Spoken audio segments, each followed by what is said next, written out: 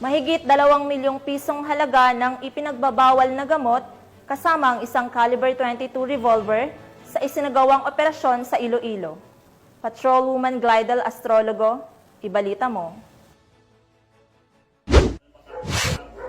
Nasabat ng mga operatiba ng Iloilo Police Provincial Office Provincial Drug Enforcement Unit sa pangunguna ni Police Major Dadji Dilema ang tinatayang 2,040,000 pesos na halaga ng hinihinalang shabu at isang baril sa matagumpay na buy-bust operation na isinagawa sa Barangay Agutayan, Santa Barbara, Iloilo, bandang alas 8 ng gabi nito lamang ika-17 ng Oktubre taong kasalukuyan. Kinilala ang pangunahing suspect na si alias Bay, 48 taong gulang, walang trabaho at residente ng Barangay Liboo, Pasig City. Nahuli rin kasama nito ang 4 pang individual na sina alias Jonel, 47 taong gulang ng Barangay Agutayan, Santa Barbara, Iloilo, alias Tisoy, 45 taong gulang ng Aganan, Pavia, at alias Maymay, 38 taong gulang ng Kagamutan Norte, Leganes, Iloilo. Ayon kay Police Major Dilema, kabilang si alias Bay sa mga itinuturing na source ng illegal na droga sa lalawigan. Na-recover mula sa mga suspect ang humigit kumulang 300 gramo ng hinihinalang shabu, tinari ng isang homemade caliber .22 revolver na may lamang 7 bala.